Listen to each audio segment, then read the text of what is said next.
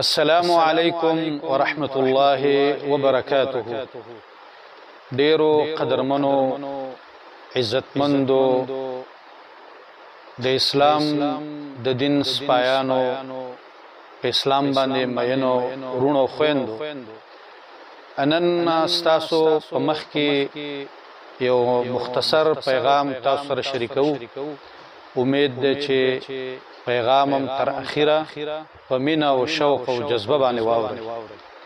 د پیښور په رینګ روډ باندې په ډېر استراتیژیک موقعیت کې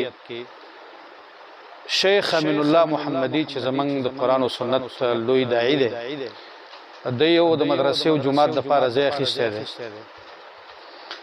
او تقریبا وخت ډیر کم دی او قرض ور باندې زیات دی.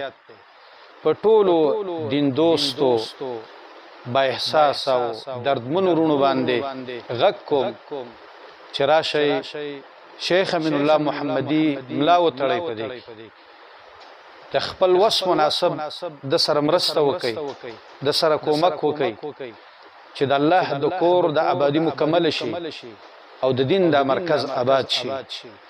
تاسو بنئسته، تاسو بمړئسته سباله، خو لدا بس تاسو د پاره صدقه جاریه. تاسو بنئسته دلته به طالب العلمان قران او سنت زده کوي، مسلمانان بدلته د الله بندگی کوي، الله ته سجده لګي، قران او د سنت سرچشمه به جوړیږي او د قران او سنت دعوت به دې ځنه خوريږي او د علاقه او د سیمې د پاره به د هدایت او د رڼا ذریعہ جوړیږي.